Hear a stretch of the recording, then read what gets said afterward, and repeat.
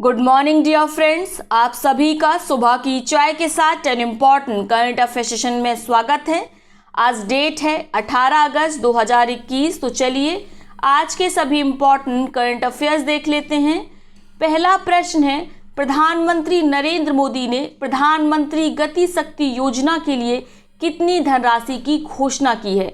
तो 75वें स्वतंत्रता दिवस के अवसर पर लाल किले की प्राचीर से प्रधानमंत्री नरेंद्र मोदी ने प्रधानमंत्री गति शक्ति योजना नामक सौगात देश को भेंट की। आपको याद रखना है, इसके लिए 100 लाख करोड़ रुपए की धनराशि की घोषणा प्रधानमंत्री नरेंद्र मोदी के द्वारा की गई।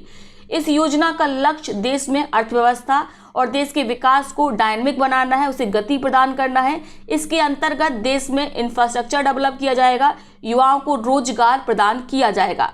तो ये योजना इंपॉर्टेंट है, इसकी धनराशि आपको याद रखनी है। साथ में याद रखना है, इसे 15 अगस्त को लॉन्च किया गया था। किसके द्वारा? प्रधानमंत्री नरेंद्र मोदी के द्वारा।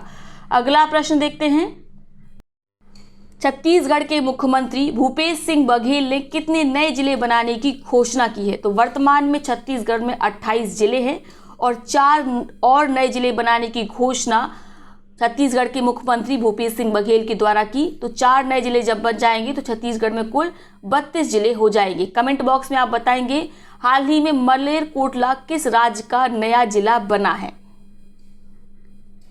अगला प्रश्न है, किस अस्पताल के परिसर के अंदर फायर स्टेशन रखने वाला वह देश का पहला अस्पताल बन गया है? तो ये है एम्स दिल्ली, जिसके परिसर में फायर स्टेशन बनाया गया है। इसके लिए दिल्ली अग्निशमन केंद्र ने मदद की है। तो ये है मोस्ट इंपॉर्टेंट, इसको आप याद रखेंगे। ठीक है, दिल्ली एम्स है जहां पर उसके परिसर में पहला फायर स्टेशन देश का बनाया गया है। अगला प्रश्न है, किसने दुनिया के दूसरे सबसे बड़े रिफर्बिश्ड जीन बैंक का उद्घाटन किया है? तो ये है हमारे कृषि मंत्री नरेंद्र सिंह तोमर, जिनके द्वारा दुनिया के दूसरे सबसे बड़े रिफर्बिश्ड जीन बैंक का उद्घाटन किया गया है। कहाँ पर किया गया है? तो नोट करेंगे, राष्ट्रीय पादप अनुसंधान संस्थान ब्यूरो पूसा, नई दिल्ली में। कहाँ पर? नई दिल्ली में। साथ में आप इस ब्यूरो का नाम याद रखेंगे, राष्ट्रीय पादप आनुवांशिक संसाधन ब्यूरो। ठीक है, अब बात करते हैं इस तरह की रिफर्बिश्ड जीन बैंक बनाने का उद्देश्य क्या है।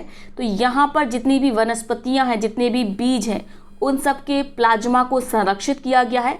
अगर कभी कोई आपातकालीन स्थिति आती है तो इन बीज ये जो प्लाज्मा है बीजों के, वनस्पतियों के, इस प्लाज्मा के प्रयोग करके पुनः वनस्पति और बीज को बनाया जा सकता है। तो आपको याद रखना, ये दुनिया का दूसरा सबसे बड़ा रिफर्बिश्ड जीन बैंक है। पहला कहाँ पर है? पहला है जापान में, और जापान ने ही दुनिया के सबसे बड़े रिफर्बिश्ड जीन बैंक का सबसे पहले उद्घाटन किया था। अगला प्रश्न है, किसने Jawaharlal Nehru centre for advance scientific research Bengaluru के नवाचार और विकास केंद्र की आधारशिला रखी? तो ये है उपराष्ट्रपति एम वेंकैया नायडू, जिनके द्वारा नवाचार और विकास केंद्र की आधारशिला रखी गई। कहाँ पर रखी गई? इस प्रकार से भी प्रश्न आ सकता है। तो याद रखेंगे, Jawaharlal Nehru centre for advance scientific research Bengaluru में। क्लियर हो गया। अगला प्रश्न देखते हैं, किस बैंक ने पर्यावरण को जलवायु परिवर्तन से बचाने के लिए हरित और सतत जमा ग्रीन एंड सस्टेनेबल डिपॉजिट शुरू करने की घोषणा की है? तो ये बैंक है HDFC बैंक, जिसने हरित और सतत जमा शुरू करने की घोषणा की है ताकि पर्यावरण को जलवायु परिवर्तन से बचाया जा सके। अगला प्रश्न है, राष्ट्रपति रामनाथ कोविंद ने 2021 में कितने वीरता पुरस्कारों को मंजूरी दी है? तो कुल 144 वीरता पुरस्कारों को मंजूरी प्रदान की है राष्ट्रपति रामनाथ कोविंद जी ने।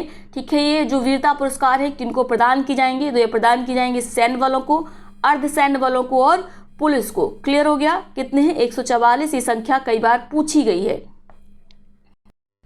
अगला प्रश्न है मोस्ट इंपॉर्टेंट, इसको याद रखेंगे, कितनी वंदे भारत ट्रेन आजादी का अमृत महोत्सव के उत्सव को मनाने के लिए 75 सप्ताह में देश के हर कोने को आपस में जोड़ेंगी? इसकी घोषणा भी 75वें स्वतंत्रता दिवस के अवसर पर लाल किले की प्राचीर से प्रधानमंत्री नरेंद्र मोदी के द्वारा की गई। कि कुल 75 जो वंदे भारत ट्रेनें हैं वो आने वाले 75 सप्ताह में देश के प्रत्येक कोने को जोड़ेंगी। वर्तमान में कितनी वंदे भारत ट्रेन देश में चल रही हैं? तो 2 चल रही हैं। अब इसे आगे बढ़ाना है, कितनी करना है? 75 करना है। यही घोषणा की गई है हमारे प्रधानमंत्री नरेंद्र मोदी के द्वारा। तो ये मोस्ट इम्पॉर्टेंट है, आपको याद रखना है।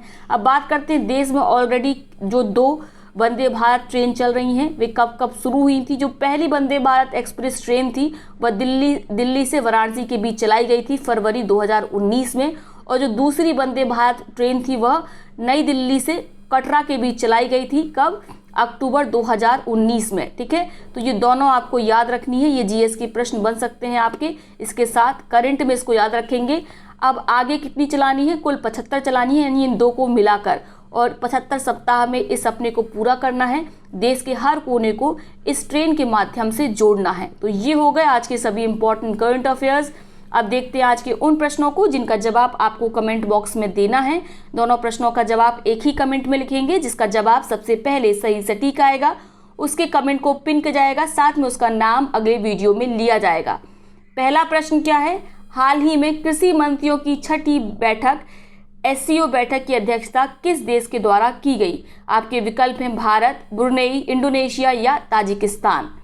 दूसरा प्रश्न है पुलवामा हमले की जांच को उसके अंजाम तक पहुंचाने वाले एनआईए के किस अधिकारी को गृह मंत्रालय ने उत्कृष्टता पुरस्कार से सम्मानित किया है?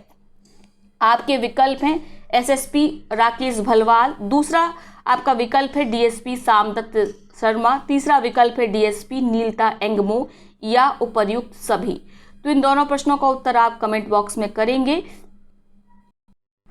अब बात करते हैं उन पिछले प्रश्नों के बारे में जिनका सबसे पहले सही सटीक जवाब दिया गया सुनील पाल जी के द्वारा। सुनील पाल जी की कमेंट को ऑलरेडी पिन किया जा चुका है। पहला प्रश्न क्या था? पहला प्रश्न था एयर इंडिया की किस पायलट को संयुक्त राष्ट्र में महिला प्रवक्ता के रूप में नामित किया गया है? तो ये हैं कैप्टन जोया अग्रवाल, जिन्हें संयुक्त राष्ट्र में महिला प्रवक्ता के रूप में नियुक्त किया गया है। एयर इंडिया की ये पायलट हैं, इसको मोस्ट इम्पॉर्टेंट टिक कर लेंगे। साथ में रेबिका ग्रिमसन कौन है? ये हैं अंकटाड की सेक्रेटरी जनरल, और ऐसा बनने वाली यानी सेक्रेटरी जनरल बनने वाली अंकटाड में यह पहली महिला है। इसीलिए जीएस के पॉइंट ऑफ व्यू से ये भी इम्पॉर्टेंट है। पीटी के लिए खासकर आप इसे याद रखेंगे। दूसरा प्रश्न क्या था? भारतीय अंतरिक्ष अनुसंधान संगठन इसरो द्वारा इंजन में खराबी के कारण किस उपग्रह का प्रक्षेपण नाकाम हो गया, विफल हो गया? तो ये है हमारा EOS-03 सैटेलाइट, जिसका प्रक्षेपण यानी लॉन्च विफल हो गया। इसको किसके द्वारा लॉन्च किया गया था? भारतीय अंतरिक्ष अनुसंधान संगठन इसरो के द्वारा। तो ये इंपॉर्टेंट है। इसका जो इंजन था यह दूसरे चरण में खराब हो गया। इसके बाद बात करें FY-3E सैटेलाइट की, तो ये किसके द्वारा लॉन्च की गई है? ये लॉन्च की गई है चाइना के द्वारा। मौसम ज्ञान संबंधी यह सैटेलाइट है। तो ये है आज का सेशन। आई होप वीडियो आपको पसंद आया होगा। वीडियो को लाइक करें, साथ ही अपने मित्रों से पार्टियों के साथ इसे शेयर अवश्य करें। तो चलिए कल मिलेंगे नए सेशन में, तब तक के लिए बहुत बहुत धन्यवाद।